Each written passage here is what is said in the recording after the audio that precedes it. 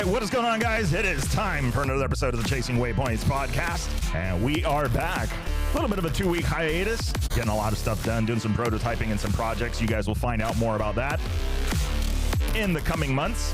Can't talk about it, but it has been some travel, it has been some work, and it has been a lot of fun. And we're going to be sharing some of that stuff with you guys today. We're going to have Willem and Donnie. Donnie from Skool of Moto, Willem at Avenant Racing, and we're talking rally school. So how's everybody been? Shiny side up, getting out there, getting some riding in. You got to tag us. Definitely love sharing those pictures and watch you guys out in the middle of nowhere, attempting not to get lost, following road books and doing all of that riding stuff. So do not forget, hashtag Chasing Waypoints. Happy to share your content and find out where you're riding, if it could be shared.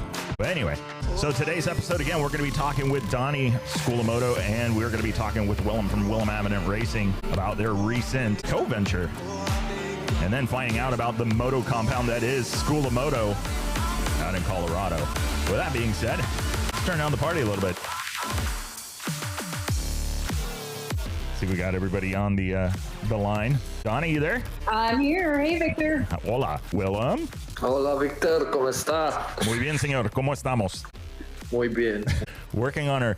Hey, are you working on your French, Willem? Dude, you can only do so much.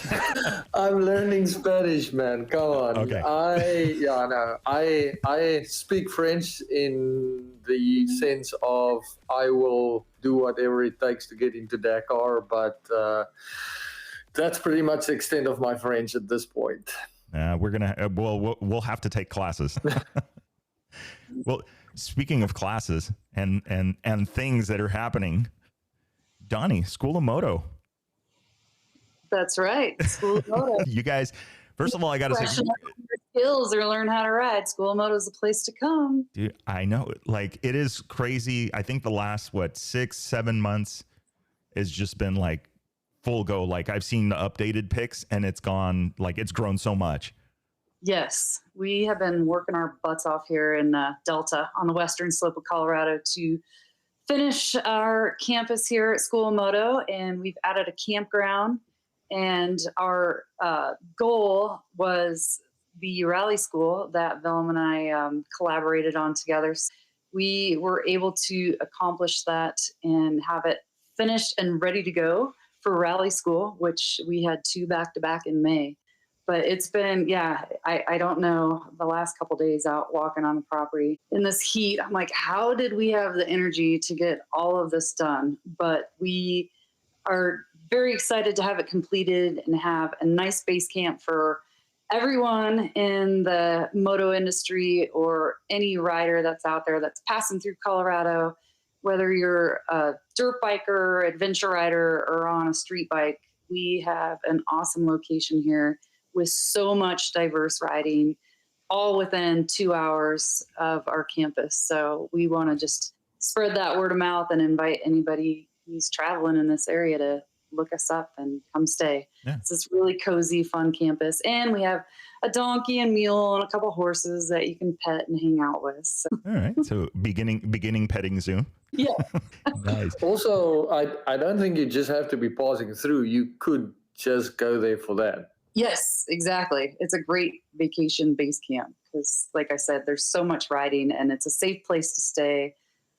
You can either tent camp, bring an RV, or we remodeled this really cool train car. Well, it wasn't really cool at first. I thought it was junk and I wanted it towed out. But Corbin had the vision to fix it up, and now it's become my office, also our lounge, and we have 2 cots in there that's set up with they're actually very, very comfortable. We've had a lot of people stay on them already. Good reviews.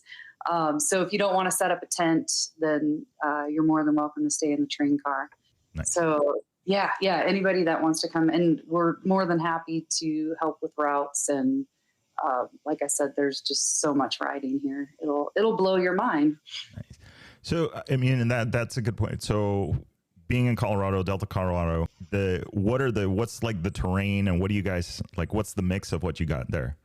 We have a little bit of everything, but right here in Delta, it's a pretty arid desert type terrain. We have these funky adobes that kind of surround us. I don't know if those listening have heard of Peach Valley, but it's a huge destination for dirt bikers, and that's we can actually ride there from our campus. It's probably it depends. You can take all single track to get there or double track. And then you can get as high as the mountains outside of Ouray. Like we're close to the Alpine Loop, which is incredible high mountain riding. Of course, it's still melting out now. I know a few people have tried to go up there, but ran into snow just because we had a late winter. So yeah, high mountain riding up to 13,000 feet. Then you can actually do a loop from here over to Moab. So you can get in that, beautiful Red Rock desert type environment as well. So it's, a little bit of everything. Wow. Man, that is awesome. I think it's cool because that keeps it diverse. If anybody depending on what kind of riding you want to do. Exactly. And pretty much year round, the winter, definitely, if we get the rain, you don't want to ride because we have that bentonite clay. It takes longer to wash your bike after than it does doing the ride. So it's not worth it, but yeah. Okay. Got it. So don't want to mess with it in the rainy season. No. Nice. But nice. I mean, I'm looking at the location and I can see the, Delta, and then I can see how it just breaks out heading over towards LaSalle. I think it is Hotchkiss that. Yeah, the LaSalle, sorry, that's over in Moab, which you can ride to. But in Crested Butte, there's great riding, a day ride there and a really great mountain loop there, and you can have lunch. All the cool little mountain towns, they have great places to eat and hot springs along the way if you want to stop and soak in hot springs. So we're really excited to be here. Just, I loved Washington. I do miss it, but we're here for my clients and having the business. It's just such a better location for access and diversity to riding. So I think it's been a really positive move. Yeah. Wow. Well, that's good. I mean, congrats. I mean, it's a huge project. I know. When did you guys get started on it? How long have you guys been up there? This is our third summer, 24? So 22? Yeah, 22. I think the summer of 22 was when we moved here. And I had to, at that point it was, I wasn't able to operate because I didn't have the permits. But yeah, we found a 36-acre ranch. It used to be a roping ranch. And so it's got a great big outdoor arena where I do a lot of the fundamental skills training for my clients. And then we added a skills course. And at that time, that fall, I was waiting on the permits from the BLM and with the county because we had to go through all that. And it was quite the process. Very stressful time. Luckily, it all worked out. And then 23 last year was when I really got going. And it's been so much fun because I'm meeting some new people, new clients from this area in Utah. And then I've had a lot of my old clients come down. So that's been super fun to see old faces and meet new friends. And everybody's been really enjoying that location. So now it's just continuing to build the business and get more clients and more training. And that's pretty much what's going on. Nice. What are the, and we'll kind of go through it because I know that the Rally School is the newest addition to the training and what you guys do there. But what are some of the classes and some of the stuff that you offer? Yes. So basically I do a lot of private lessons and small group lessons, up to 4 riders at a time. And I do rental bikes available for those that want to fly and ride.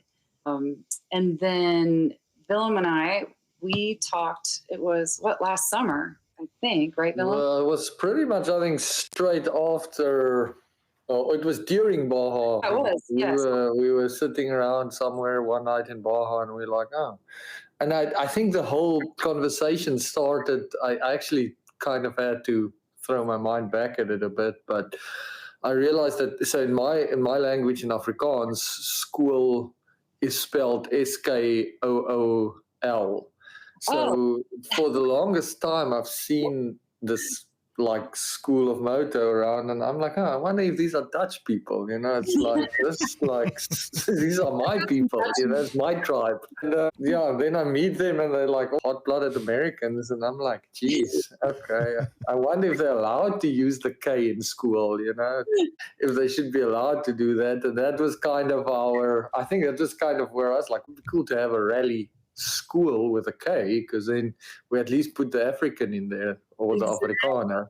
Because we got the African with us. So yeah, I think that's I literally started on the couch in what's that hotel that we stay at for Baja? Mission Carabinha, or yeah, it was in Catavina after a race briefing one night. I was like sitting there and we were chatting. I'm like, oh, that's a cool idea. And I think part of the reason why Donnie and I seem to work so well together is like we both get stuff done. So, it didn't just stay, let's do that. I think it was 2 weeks later, I was in Colorado and we were making routes. So it was kind of, okay, let's roll with this and see where it goes. Yeah, almost a year, 8-9 months later, we had the first rally school. Yeah, and I think it went really well. It was, we have some stuff to learn from it, but I think overall it was super successful. In fact, when we did the registration, the first one filled up so fast, we decided to add a second one. And I think in the end, we had 11 riders at each one, which is great because we didn't want to, obviously here on the campus, I can't have large amounts of riders for an event just because of our size. But I prefer to run smaller training camps just because you get more one-on-one and you get to know the people a little more on a personal level. And I think it worked out well for Willem to do his training, and each person, I think, had quality time with him to learn the road books and review. And we had enough time for the weekend to get to know everybody. So I think overall it was really successful. And I think everyone had a good time and walked away learning more of navigation. What do you think, Willem? Yeah, I think for me, the amount of people was just right so that you're sad to see them go on Sunday. You're like, you wish you had one more day. So it's that perfect time, perfect amount of people. And we're actually very limited to the size just because the train car can only take so many people, and we like to party as well as learn. So, we could only fit so many people around the bar. So I think 10 is a great number. It makes that people bond, and it's something that I found to kind of, I wouldn't say it's lacking in today's society, but at least in the culture, this side of the pond, people don't like, the story I always tell is where people go to a rally and then they camp next to each other for a whole week, and then at the end of the week they figure out they need something, and I'm like, okay, you should ask that guy, and they're like, who's that guy? And I'm like, that's the guy I've been camping next to for the whole week. And I kind of just realized that people don't talk, they just don't bond, they just do their own things. As much as I love riding and road books, love just as much, if not more, the social aspect of the rally school, where we actually get time to know each other. There were some old friends, or not necessarily just friends, but there were a lot of people there that I've raced with in the past that I learned so much about over 2 days that I'm like, wow, like it's crazy, because you get the chance to sit down and actually talk to somebody and actually hear them, and that's nice. It's not race, let's go. It's like, okay, let's go and ride a road book and then have a drink and then talk about it. Yeah.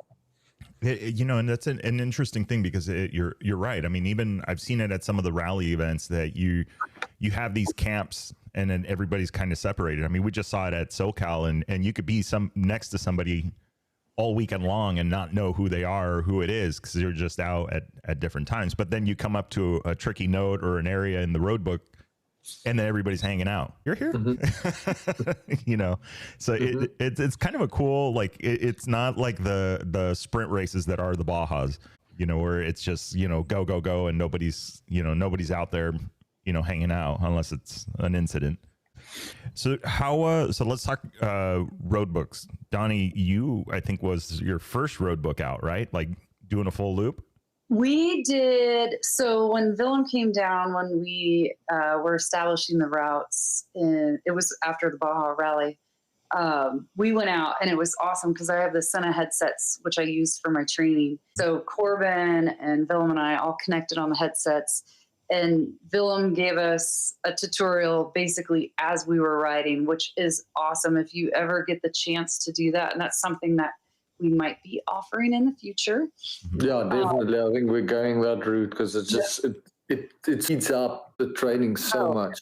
It's just like teaching. Like you learn on the spot, and it's people just pick it up so much quicker. So I got to experience that with the road book, and it made complete sense. And Willem's such a great teacher that it just, he definitely breaks it down and where it makes sense. And yeah, it was really, really fun. So that was my first time with the digital road books at that point. Then at the training, because Willem's working with Covey right now and has a loaner bike. So it was really fun to try out the new rally bikes. So I got to go out with the digital road book and the Covey. And I did part of half of one of the first loops. I did everything like right on until I don't think I had the audio up enough on the digital book. I hit a ditch and it was warning me right before. It was funny because as I was picking the bike up, which I'm like, oh wow, I can actually pick this bike up. It's easy. The alarm, for the warning ahead is going off. It says beep, beep, beep as I'm in the ditch. I'm like, if I would have been paying a little more attention. So, but also I kind of knew the routes because I helped build them. So half paying attention, half not, and that's what you get. So if you're not paying attention to your road book, that's what can happen. But yeah, it was really fun to actually go out and test it out. And yeah, I had a great time. So thanks to Willem's coaching, couldn't have done it without him. Nice. And so how did now I'm curious about this. It's like when you guys made the road books, how did you guys go about that? Go out, ride it? I mean, yes. So Colorado has this awesome app. It's the Cotrex app. Mm-hmm. And if anybody comes and stays here and, spends time on a vacation, I'll definitely recommend them downloading that app because it lists all the trails. And so we, live in here, Corbin and I have gotten pretty familiar with them. Mm-hmm. And so I kind of threw some stuff together for Willem and said, this might be, a good suggestion for routes. And then when he came out in October, well, I think what do you call it, Willem, filling in, coloring the road book or whatever? So yeah, I made it for the time. I think, again, like it's a really nice way of like how we working together, which I'm really enjoying is that, and I'm definitely employing that with more and more people where I do make road books is like, the local people, wherever you're working, knows the best routes. It's almost like a 2-phased or 3-phased project, really, whereas the first phase is that the person who's local creates the best possible route. Then they send the route to me. I build the road book from the sky.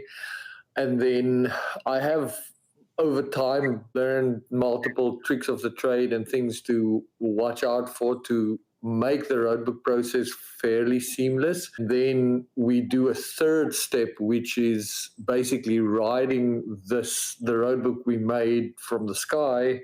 And then, as Donnie was saying, coloring it in or filling in the blanks of the stuff that you miss, which, I mean, there's a lot of stuff that you miss, but I've learned over time what stuff you can 100% put in from the sky and what stuff not to even bother with, rather put them in as you ride. And so with the digital road books, that makes it much, much quicker as well because, when like I arrived in Colorado in October or November and the next morning we were on the books or on the bikes on road books and we rode pretty much a whole week on road books and we were able to make a ton more routes. The process it's a really nice process that I've kind of developed over time, but if you have the right partners or the right people that understands what you're looking for as far as the routes is concerned, it works really, really well because there's no time wastage, like nothing. So you end up riding on road books almost from the beginning. Yeah, that's where locals are kind of indispensable, and Donnie made really, really good tracks. I think a lot of people, we made a big deal with it before the time. Anybody that was entered, I mean, they probably got irritated by the mails because I sent them like 20 mails. It was a question of, guys, this isn't a rally and the terrain is not going to be representative of a rally. It's going to be routes that can basically teach you the fundamentals of navigation, but on steroids. It's, if any rally rider looks at it, I know we've got a few people that try it in the coming days. Like, I would like to hear their feedback, but a lot of the guys that there were some experienced rally riders there as well, and they're like, man, this is like tough to learn on. And the concept of it is like, on day one, I don't like classroom time. Maybe it's because I didn't like school that much. It's just like, if you're going to travel all the way to a destination, whatever you're going to learn in the classroom, you can learn best yourself. So I send out all of the, let's call it, material before the time, and that's up to you to like learn. If you choose not to learn, that's also fine. But the point is, if we try and not do formal classroom time, I think it is something that we put in our survey when we were done to see if people want formal classroom time. But I also find that people don't really ask questions in a group setting because they kind of, not embarrassed, but people don't like to ask questions in front of other people. So you end up spending one-on-one time anyway with people that has burning questions.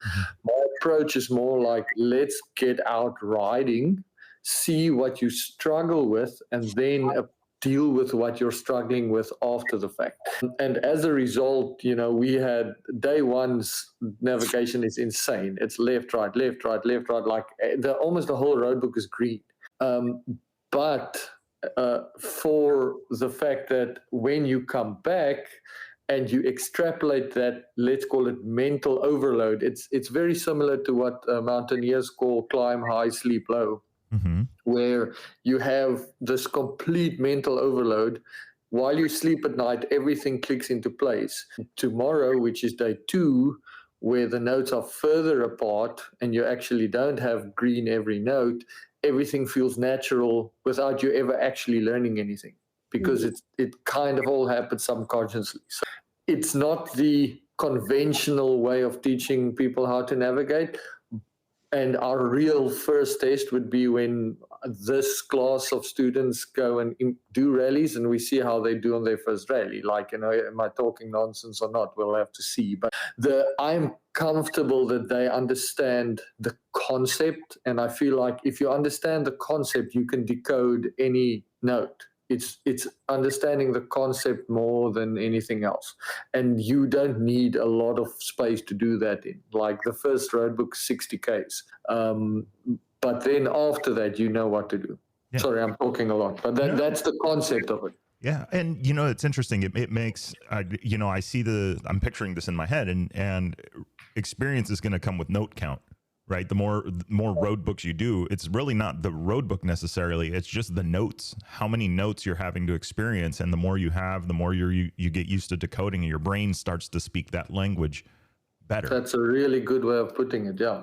So that's an interesting. So you made the road books based on a route that Donnie provided. And then Donnie, when you tried that road book, like, did it feel very, very different?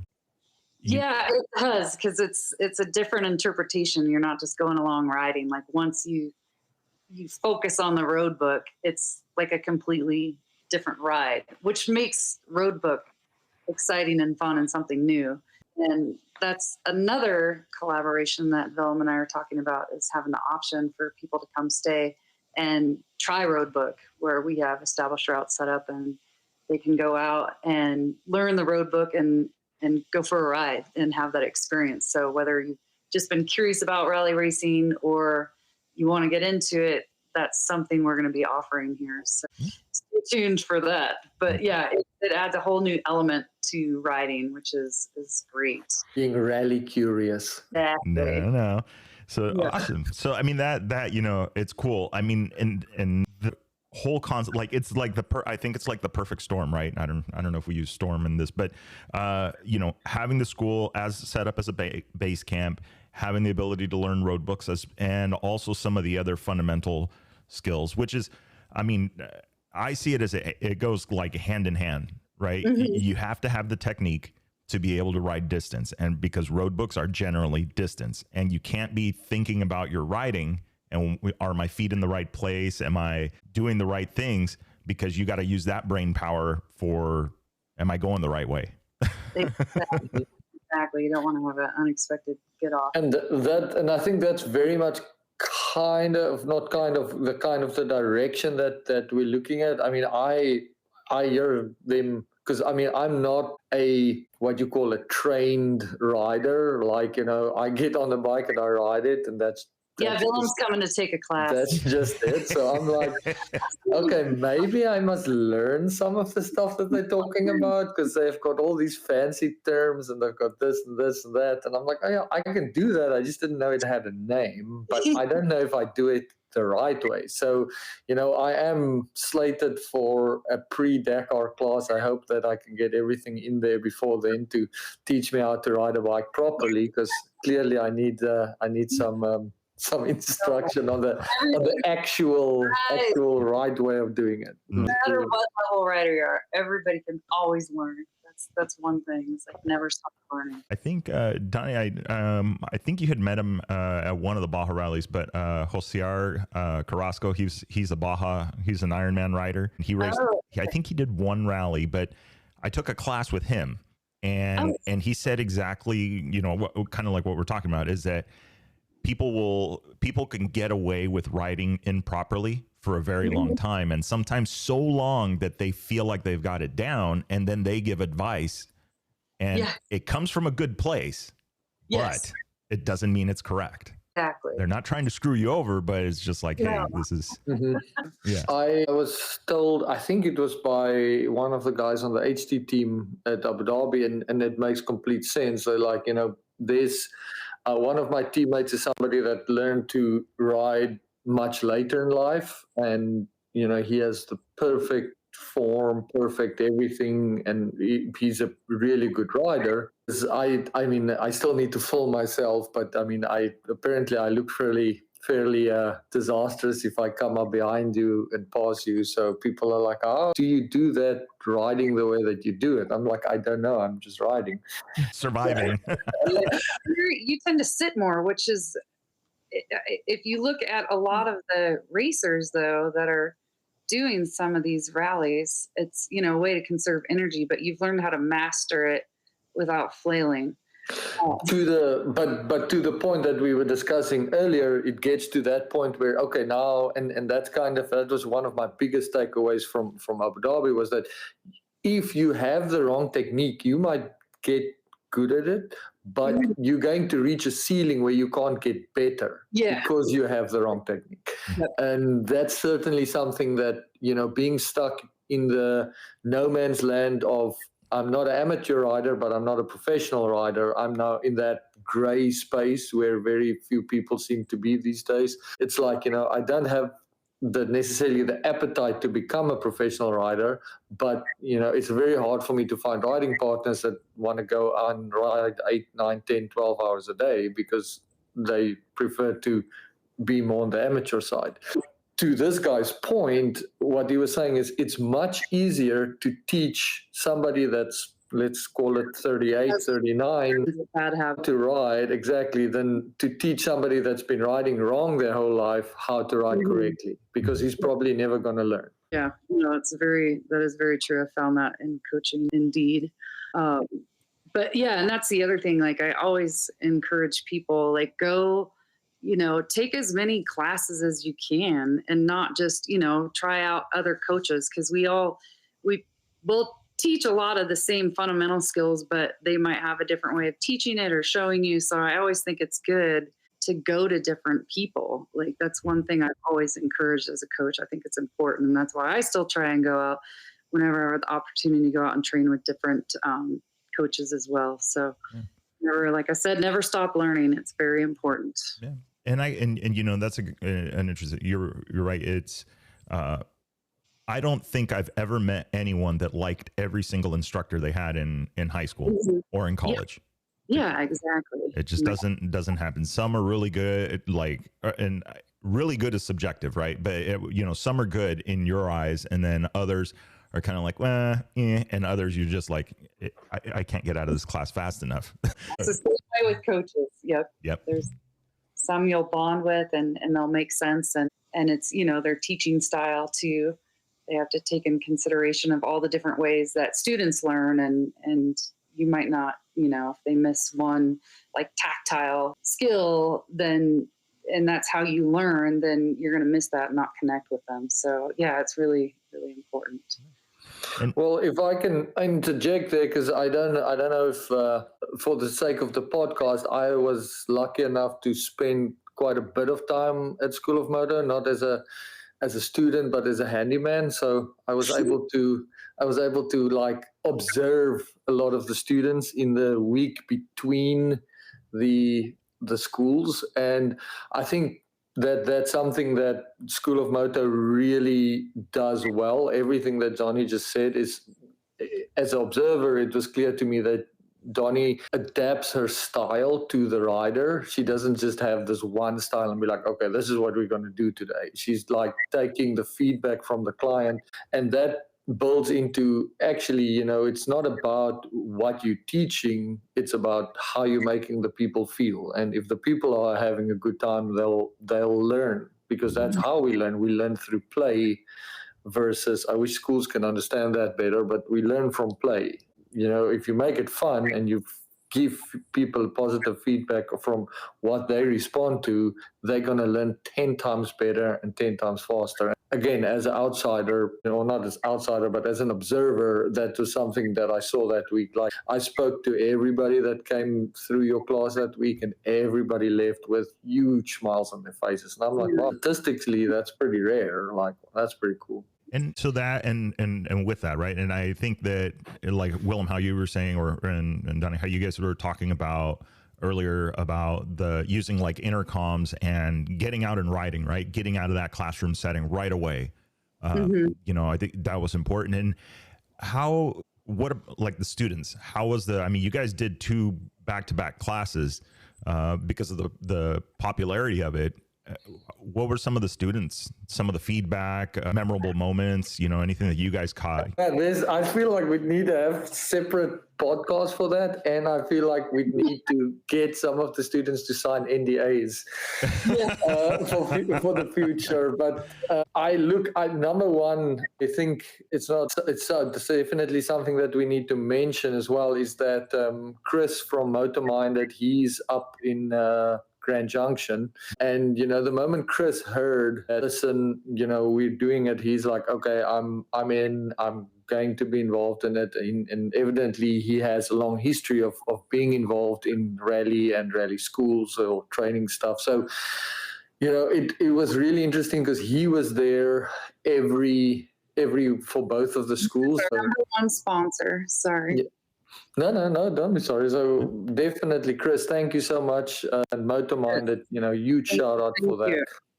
But they helped, or not helped, they played a huge role in that social cohesion that we had. When I think it was the first one, when I think for me the standout moment, but the most fun we had was was it the Supercross or whatever, motocross, something on the TV. It was that thing where we could also together watch it, but it was also not a seamless thing. I think we had 5 iterations of trying to get this thing on the TV. First, the Canadians kind of internet, or not internet, they couldn't sign in properly on their Comcast or whatever, so because they were in the US, and then there was some kind of interruption, and then there was a power issue, and then there was this, and then there was that, and we all just kind of persevered. But as we persevered, we all kind of just started talking to each other, and then it was in the pin, like the last lap of the Supercross final, the whole world apparently experienced a solar flare, and by now this is the 5th time that everything just kind of shuts down, and we're like, oh, there we go, it's over, and we all blamed it on everything going wrong. And then the next day we heard that was actually a worldwide Supercross outage. It wasn't our fault. It was just such a nice, intimate setting where we all just were crammed in the train car. It was kind of hot because we were all in there, but everybody just kind of conversed around a common goal, which actually had nothing to do with Supercross. So that was for me on the first school. That was fun. I don't know stands out for you, Donnie, as far as the social part? We'll get to the riding part now, Victor. Yeah, I know, because we didn't have the first weekend. We had some rain. Yes, the weather the first weekend wasn't that great. Yeah, because we had the campfire the second weekend, which was really fun. And that was the second night. So we all sat around, had a huge campfire, and I think everybody was there. We learned a lot about hyenas. Oh, yeah. The X-rated version. But yeah, we learned a lot of different things that night, and people, and just everything. That was really fun for me. I think that was one of the highlights, and just getting to know, like, that second group, we had a lot of people from Colorado. In the first group, we had people from Canada, Washington, Ohio. Was it Ohio? Where did Forrest came from? Very far away. State with an M, Michigan. Yeah. Oh, wow. So, yeah, it was like 21-hour drive for him. So, yeah, it was. I mean, we just met some really incredible people that traveled pretty far for this training. We're like just thankful and grateful that they made the trip out and got to experience it. So, and we did dinners a couple nights. Chris from Moto at the second camp. If you were at the first one, sorry, but we'll do this next year. They provided dinner for the first Friday night. It was excellent. It was pulled pork, and so it's nice, people to come back from riding and just relax and socialize and have a nice dinner and some tours and all that. So that, I mean, to me, just that whole socializing, again, getting to know everybody when it's not a huge event, people don't get lost in the crowd. And then the Saturday night, so every Saturday night we did a local restaurant did some tacos for us, or tacos as you guys say. And that is definitely a highlight. Officially, it's tacos. I don't know. Tahco. That's spelled phonetically.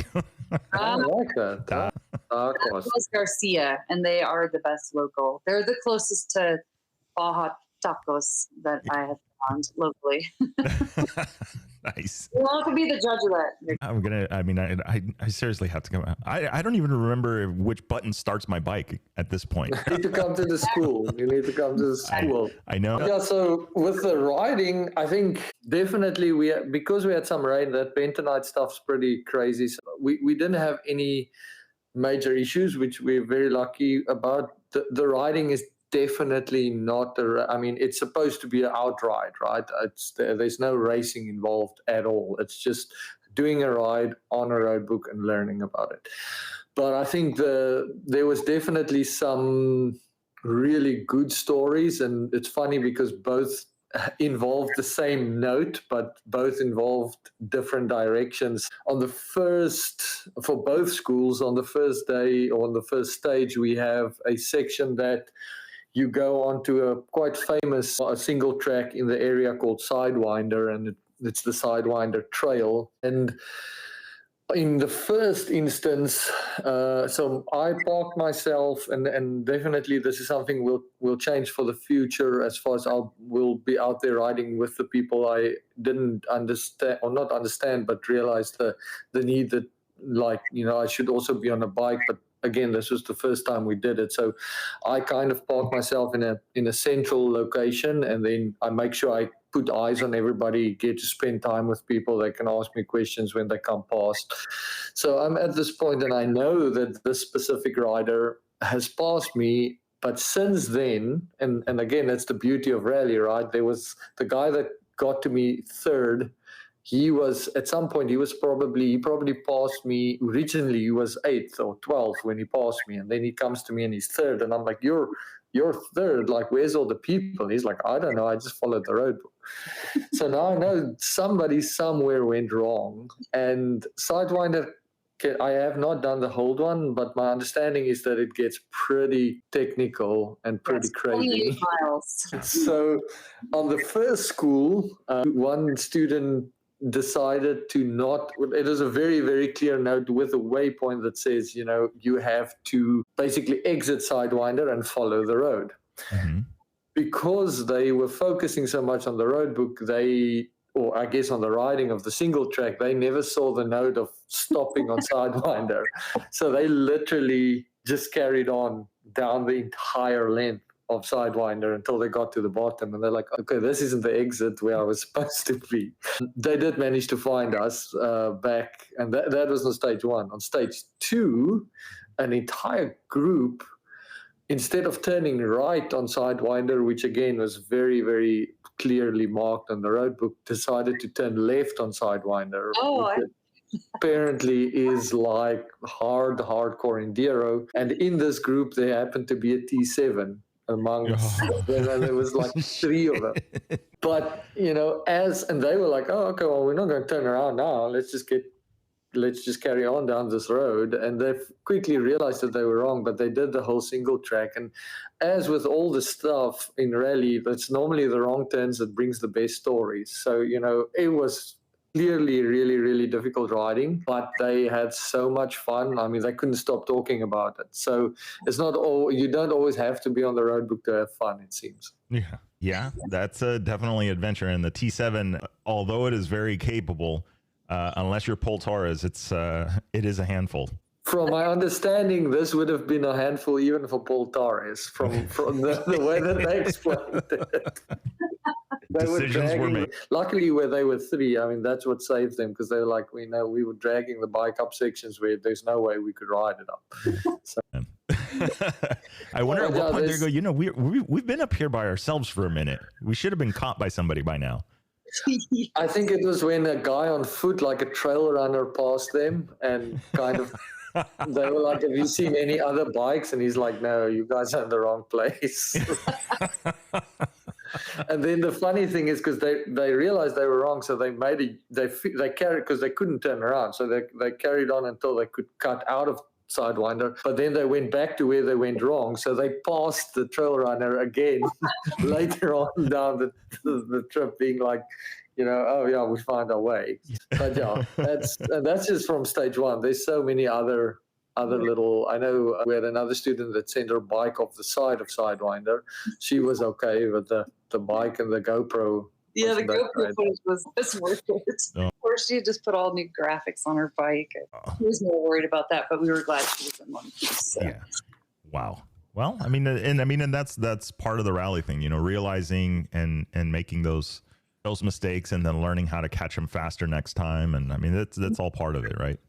That's it. And that's what I like to tell the people is like, this is cheap learning. Like, you know, this is like, you can come and you can learn something for a fraction of what it will cost you at Hellas or Baja or Sonora or Kota or anywhere. And not because of the entry fee, because of the time and effort it takes you to get to that rally. You want to get these things sorted out before you go there. And I truly believe that we're going to, those students that were there for the first time, there were quite a few guys that has done rallies before, but for the people that's done it, they're absolutely first time.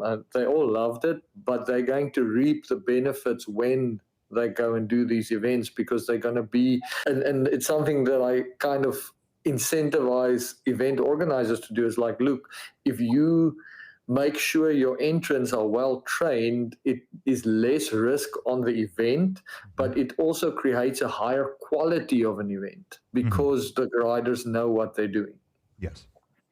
Yeah. And I've talked to the events before, and and a lot of people I think are in the industry. I mean, Willem and you guys is you got to have smaller events, and you have to create your own customers.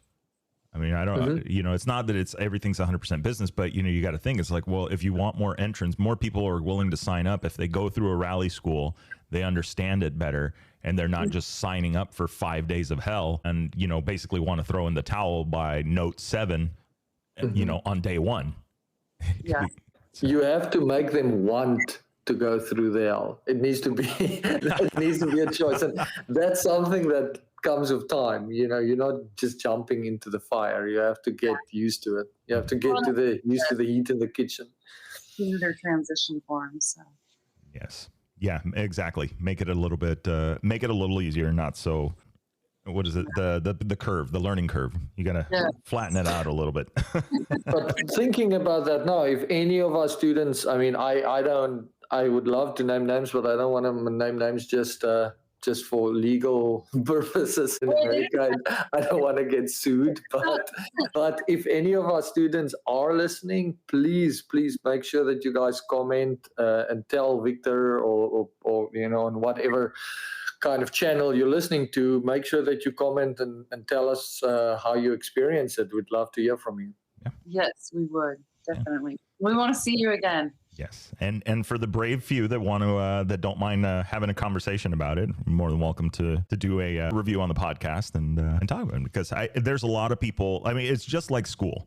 There's a ton of people that want to get into it, that are interested in raising their hand and figuring it out, but don't know where to get started, or don't have anybody to get started with, or decision paralysis. Right? Well, what if I get this gear? What if I do that gear? How do I even So, but that's what I loved so much about Rally Skool, and it literally makes me warm and fuzzy, is that there were so many people that's exactly what they told us, Victor, is that I've always wanted to try this. And my favorite kind of quote from the whole weekend was the ablutions in the School of Moto, so that the shower is next to the toilet. So I preface this to say that I was not in the shower with the guy, but I was having a conversation with somebody while he was in the shower and I was in the bathroom.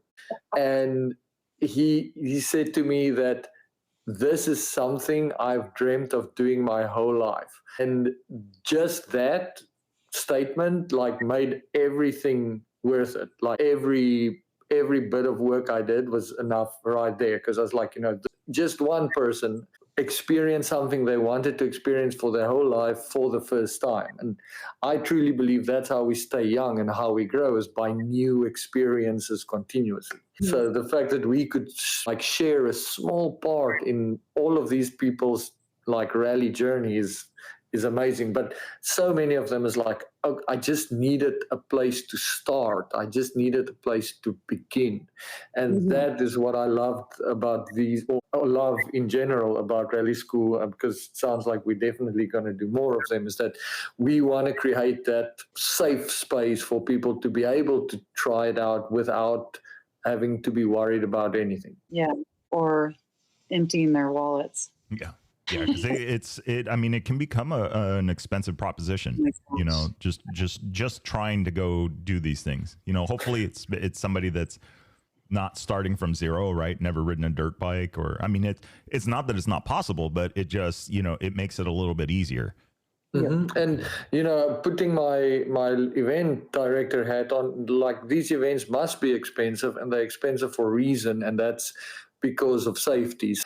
It's something that we say at the, I don't want to call it briefing, but at the intro chat at the Rally Skool, is you pay money for rallies for a reason, and that reason is because you're going to be looked after if there's an incident. And the reason that you pay the money is so that you can go fast. So that's why Rally Skool will never be anything but a ride, because it all comes down to the acceptance of risk. So if you can shape your understanding of what risk you're accepting, which is what Rally Skool is doing, then you're happy to pay thousands of dollars because you understand why you're paying it. And that's the difference. We can't make rallies cheaper than they already are. I don't know a single rally organizer that's making money, not a single one. And each one goes to bed with people's safety on their mind. So these events are expensive, but they're cheap compared to what it should cost. They all should be double, but it's more about, and it's very clear that for me that with Rally Skools, we want to encourage people to enter these events, not dissuade them from doing the events. It's more about giving them the tools to make that decision as an informed decision. Because if you can't get through 2 days of Rally Skool, you shouldn't enter a rally. Then do another year.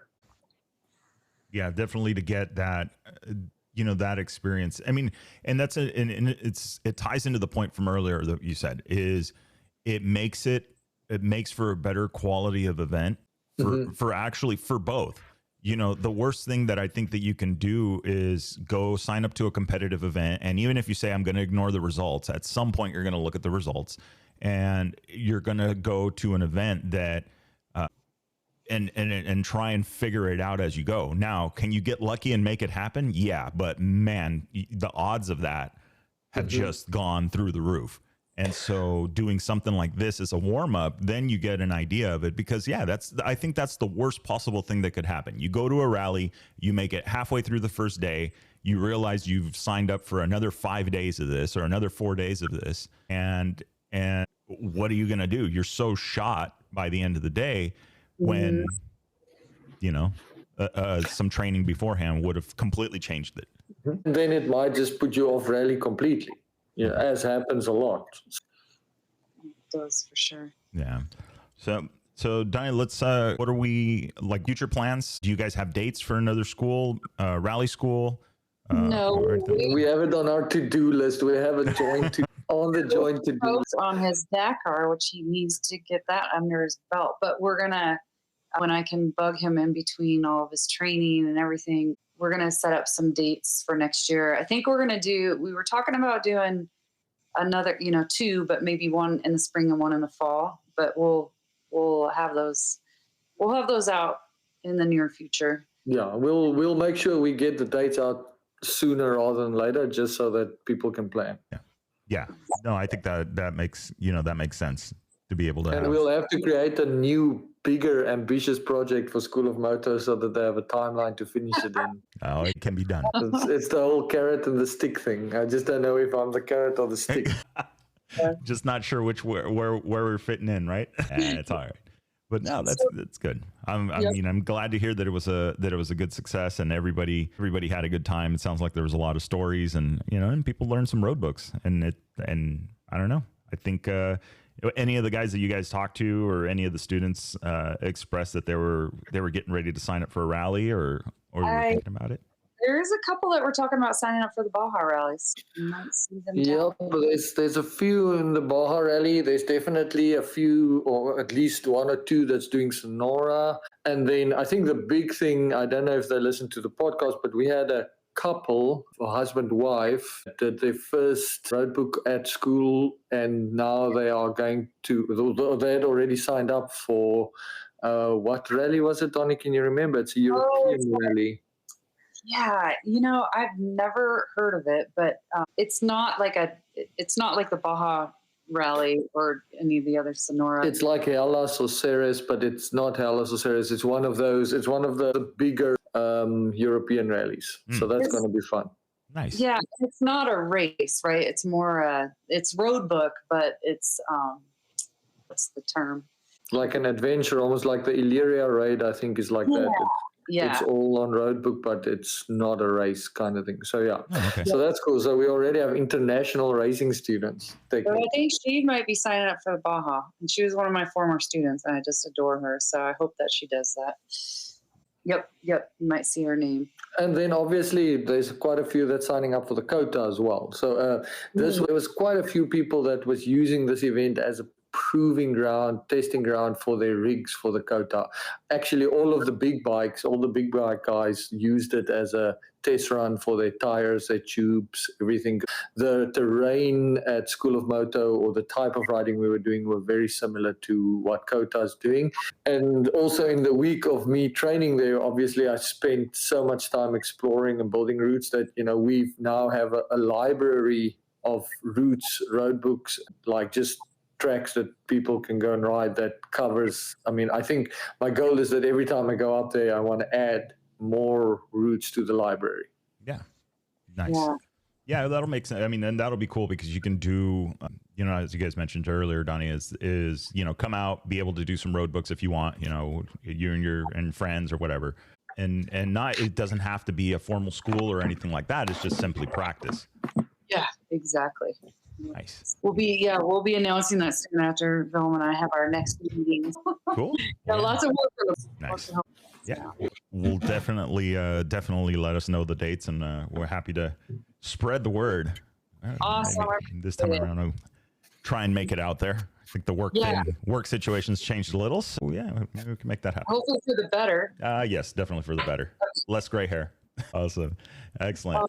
All right. So we'll get, let's see. Perfect. Okay. So what else we got School of Moto wise? I think that's about it. Yeah. Just, well, the normal training, which is, I had the classes scheduled. It kind of, since COVID, we decided to go to scheduling. People basically schedule on their own. So if you want to do a group lesson, grab a friend or 3 friends and come, and we'll set up a time and schedule. So that's kind of how I have been running my show here on campus. I will be at a few events. In fact, it's just going to be announced. I'll be I think I can announce it now, the lead women's coach for the Moto ADV rally. That's going to be in, you say Julian, California? That's pretty close. It is. Wow, that's amazing. Congrats. So that's coming up at the end of October, so I'll be doing training out there. If any women are in that area and want to come out for some training, then you just got to go to their website, motoadvrally.com, I think is the link to that. Mm-hmm. And then I'll be at the Tour Tech Rally, which is coming up in a couple weeks up in Plain, so I'll have a booth there. And then, I still attend those annually. Wintertime kind of slows down, but yeah, we'll be back at it again next spring with rally schools and just doing my normal training. So looking forward to it.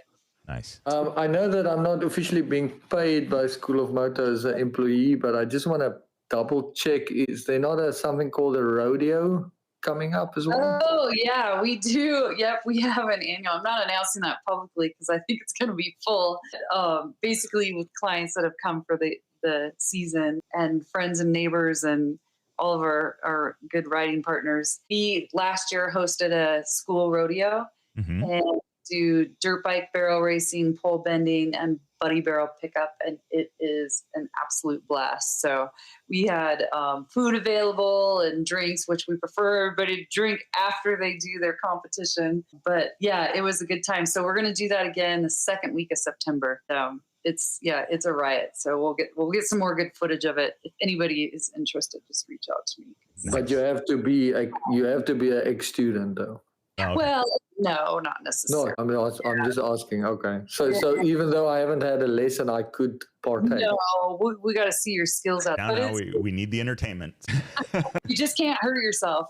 Yeah, no, that's high risk there. I don't know if I can accept that amount of risk that close to Dakar. You just slide out if you soft dirt. Good. Yeah. So, yep, that's our other event that we have scheduled. Awesome. Well, good. Well, hopefully we can make it out to that, and I'm looking forward to it. I'm going to see if I can swing out to the Julian event. It'd be cool to hang out. Yeah, that would be awesome. It would be really great to see you. So, I'll get you those dates. Awesome. All right. So let's see here. Willem, I think we're, first, Donnie, thank you for spending the time with us, talking a little bit about that was so much fun. Now, thanks.